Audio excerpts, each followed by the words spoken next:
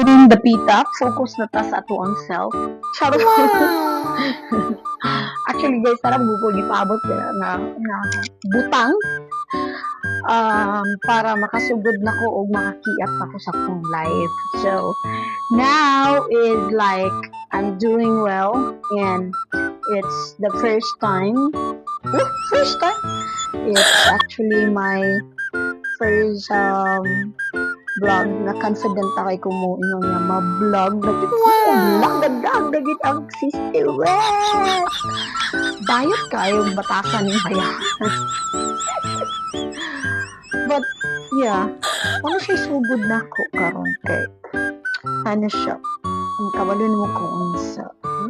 Di ba?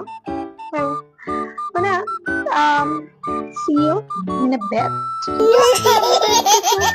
Tapos magano ko niya sa ako ang mga stocks there. Ingon sila, kapila na kuno ko sa balik-balik ko nagsugod o open sa mga different businesses.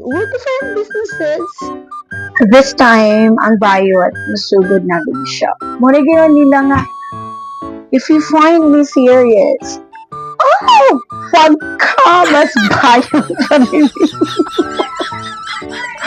Mas seryoso rin yung pag naasa, like, family matters, pero, wag ka. Strict rin dawong. Pero, wag ka lang. Wag ako. Kay, akong life is like a roller coaster. Roller coaster!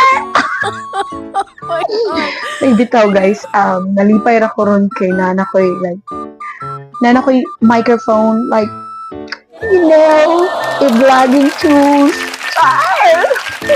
Kay sabak manggugay ng kanang itong magyaw-yaw kanya tapos daghang kig mga extra noises, just like kaganina o ako anak to sa CR. So kung nagyaw-yaw ko dari karon, like madunggan jud to ninyo o nga nag-pouring siya og kanang nag-pour siya og kanang water, and then karon madunggan ko na ninyo tani akong ceiling fan do naamoy madunggan akong ceiling fan pero minimize dili kay siya yung nga ko nga dungog jud kay nga dug.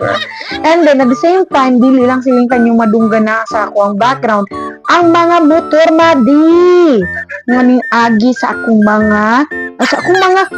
kalikuran o ako akong anak na nag-cellphone dali Diyos niya madi sabak kay ni siya mag-cellphone kay magmura niya ni